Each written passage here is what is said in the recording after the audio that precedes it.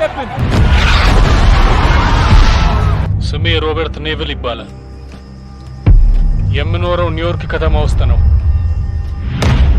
በሁሉም ከፍተኛ ሞገድ ላይ የተረፈ ሰው ካለ አስተላልፋለሁ።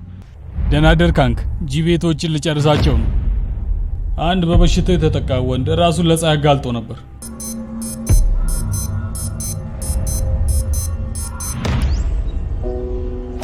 በሁሉም ከፍተኛ ሞገድ ላይ የተረፈ ሰው ካለ አስተላልፋለሁ። ሁልጊዜ እኩለ ቀን ደቡብ ወደብ ጋር ልታገኙኝ ትችላላችሁ።